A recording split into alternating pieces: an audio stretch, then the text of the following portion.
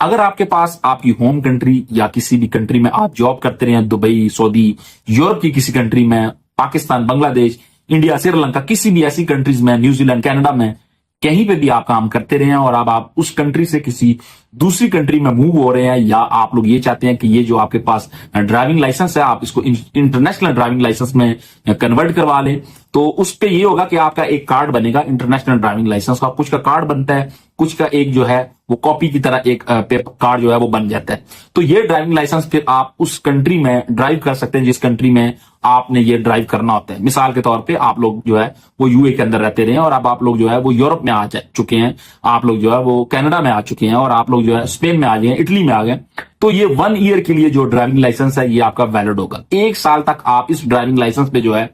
वो उस कंट्री में गाड़ी ड्राइव कर सकते हैं, चाहे आप जॉब करें, चाहे आप नॉर्मल अपनी गाड़ी ड्राइव करें, उसमें आपको किसी भी तरह का मसला नहीं आएगा 1 साल तक। अगर आपका होम कंट्री का भी ड्राइविंग लाइसेंस है और उस कंट्री ने ये चीज अलाउ की हुई है कि आपकी पाकिस्तान, इंडिया, बांग्लादेश, श्रीलंका या इनमें से किसी और कंट्री का भी उस कंट्री में, जिस कंट्री में आप जा रहे हैं, अगर उस कंट्री का ड्राइविंग लाइसेंस अलाउ है तो फिर आप उसको भी इंटरनेशनल करवा के जिस दूसरी कंट्री में आप जा रहे हैं वहां पे ड्राइव कर सकते हैं। लेकिन याद रहे सिर्फ 1 साल तक।